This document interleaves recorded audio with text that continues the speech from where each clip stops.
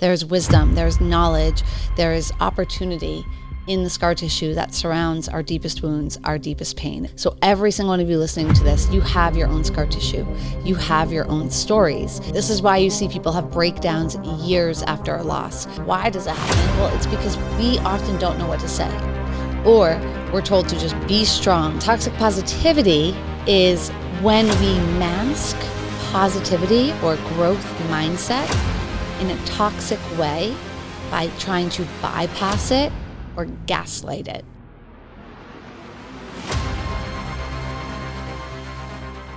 Okay, guys, welcome back to Scar Tissue. Today is going to be what I call a sprint episode. If you know me, I love sports. Sometimes we go endurance, we go long, we dive in. Sometimes they're short little workouts, and those can be just as effective. So today is a sprint episode on one of the most asked about topics that I have spoken on, written on, and that is a huge component of my book, Scar Tissue. And that is toxic positivity. Now, if you hear that and you're like, oh, yes. Do we even know what toxic positivity means or where it comes from? So we're going to break down briefly what it is, where it comes from, and how to respond. My belief and my mission of my book, Scar Tissue, which you can grab at scartissuebook.com, is to understand how to navigate our challenges, our traumas, our losses without toxic positivity, which is so prevalent in our culture, particularly if you grew up in the age. I think we're getting better at it as a society, but for generations, we didn't talk about anything. And experiencing anything that wasn't pleasant or wasn't joyful was considered bad. So we don't want to grieve. We don't want to be sad. Think about it. When a child cries, it's don't cry, right? But that crying is actually an expression of a need or a hurt or a pain or a confusion or an overwhelm that they just can't verbalize. And so we have been programmed as a society to kind of stuff down, right? To whack down these seemingly negative emotions or experiences. But first, I want to open you up to the fact that they don't have to be negative. They can be unpleasant, they can be uncomfortable, they can be not desired, not preferential for sure, but they're not actually bad. And so first, to let go of toxic positivity, we have to let go of good or bad thinking. Not everything has to be labeled as good or as bad.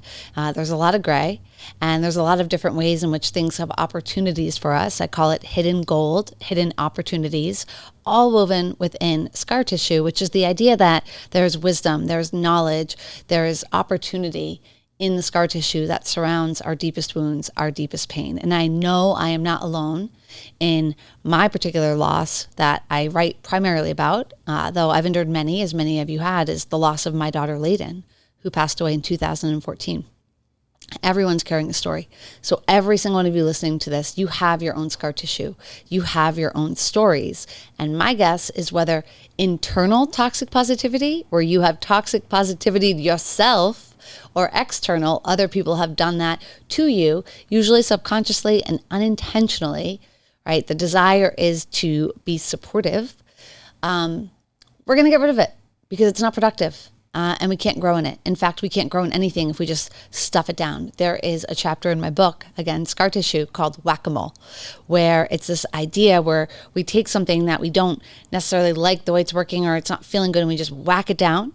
But if we don't take care of it, it's going to come right back up. This is why you see people have breakdowns years after a loss, or complete rage years after not maybe managing things in a childhood trauma. It could be stuffed down grief that comes out. And you see this all the time.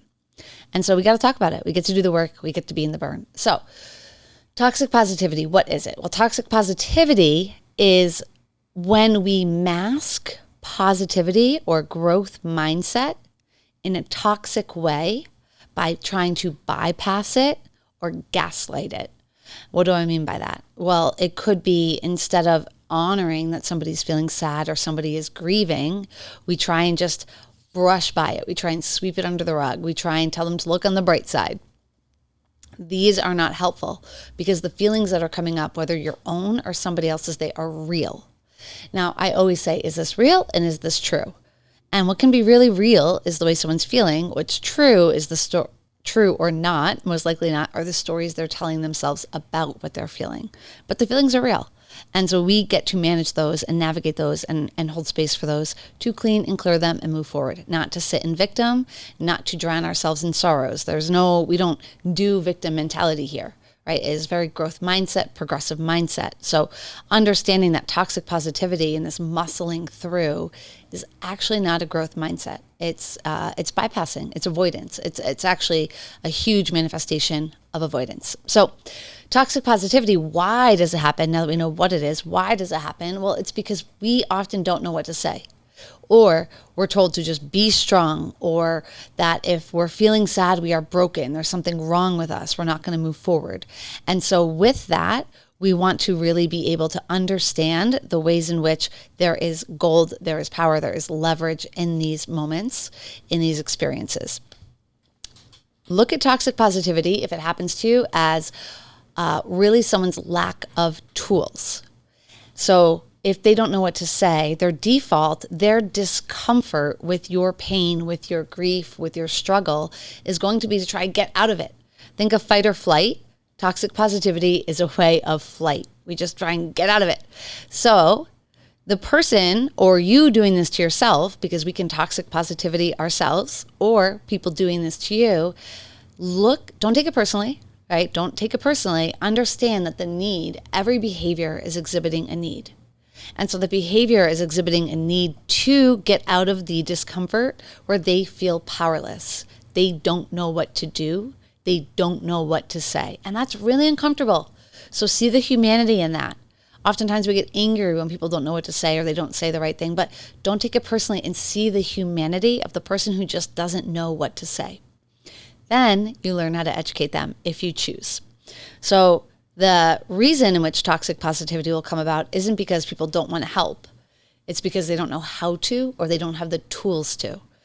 There's two things I like to break down when I talk about this. It's willingness and ability.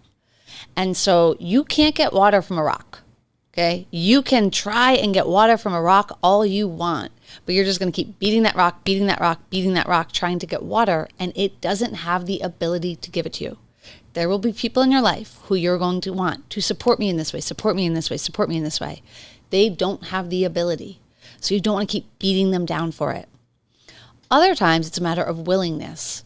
Toxic positivity can often come from people who have the willingness, but they don't actually know what to do and they don't have the actual tools. So some examples, some things that I heard in my own journey. Your daughter wouldn't want you to be sad.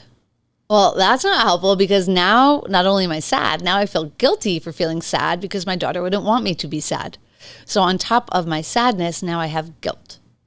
God wouldn't give you something you couldn't handle. Well, now I'm wondering, did I ask for this? Right? Everything happens for a reason. Well, what could the reason be am I being punished? Is that the reason? So there are going to be so many ways, at least. Friends, almost always a giveaway for toxic positivity is at least, because it is completely bypassing somebody's experience, right? So I got, at least she wasn't older. Well, that's not really helpful. And that's really kind of, you're telling me that I shouldn't be as sad as I am because she wasn't older, or look on the bright side, or just be happier. So there's a million examples of these. In fact, in my book, Scar Tissue, every single chapter breaks down a toxic positivity statements.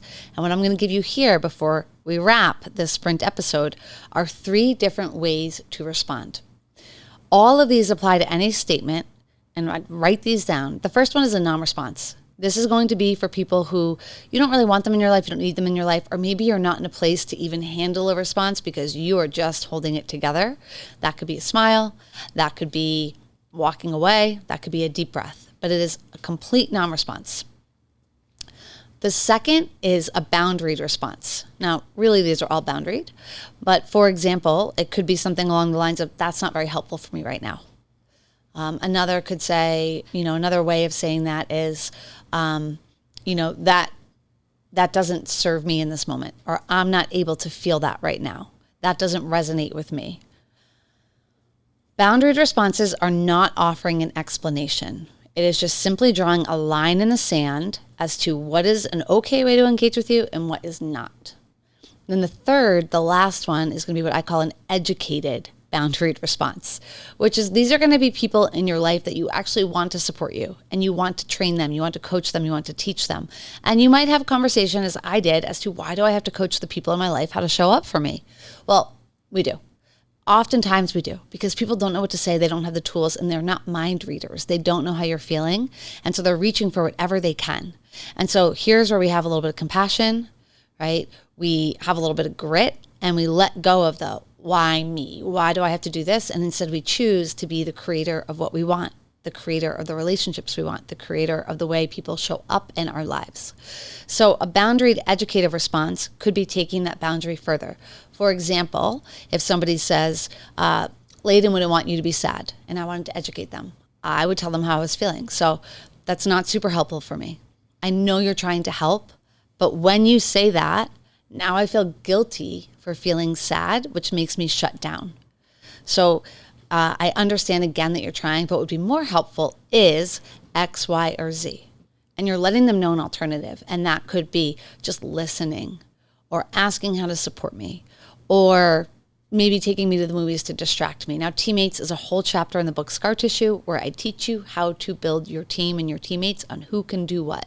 We have distractors, doers, listeners, and Xers. And that's all broken down for you. And that will come into these educated boundary responses where you're one, drawing a boundary, two, educating them on why you're drawing the boundary so they don't shut down or they don't think like, oh, I guess I shouldn't say anything, right? Because that could happen too. What happens when that evolves is we're actually creating more distance within pain. And so grief, trauma, loss, it's already isolating. The last thing you want to do, and this is why doing this is not necessarily about everyone else, it's also about you. The last thing you want to do for yourself is create more loneliness and more isolation in an already lonely journey.